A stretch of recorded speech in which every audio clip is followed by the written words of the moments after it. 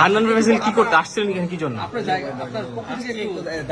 কি দেখা করলেন? কি এখন আপনারা ইয়ে থেকে মানে কি হয়েছিল আসলে আপনাদের প্রাথমিক কি ফাইন্ডিং কি হয়েছে আসলে কি কারণে আসলে এবং কি পেলেন আলোচনায় কি আসলে হয়েছে সেই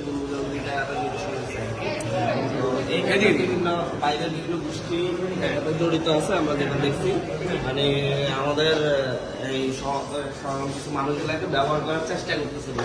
কিন্তু যাদের নিয়ে আপনি আসছেন এদের বিরুদ্ধে তো এর আগে অভিযোগ ছিল, তারা বিভিন্ন জায়গায় বিভিন্ন ব্যক্তি এবং প্রতিষ্ঠানের বিরুদ্ধে তারা আন্দোলন করে আসছিল। আমি এদের জন্য আসি না, আমি আমাদের বৈষম্য বিরুদ্ধে আহ্বায়কের ব্যাপারটাতে দেখতে আসছি এবং ওদের বিরুদ্ধে সাংগঠনিকভাবে তদন্ত করা হবে।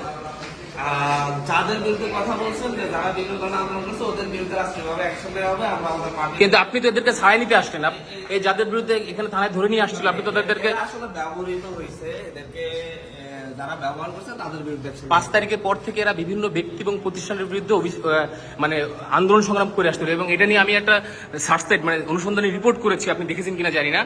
আপনি সেই ব্যক্তিদেরকে কেন ছাড়াতে থানায় আসলেন? আপনি তো ইয়েস ইয়েস ওরাও ছিল, ওই ছেলেটা সহ ওদেরকে অ্যারেস্ট করার কথা আমরা বলছি। তুহিনের সাথে মানে এরা তো তুহিনেরা সব একসাথে, আপনি কি এদেরকে লিড দিচ্ছিলেন কিনা পিছন থেকে?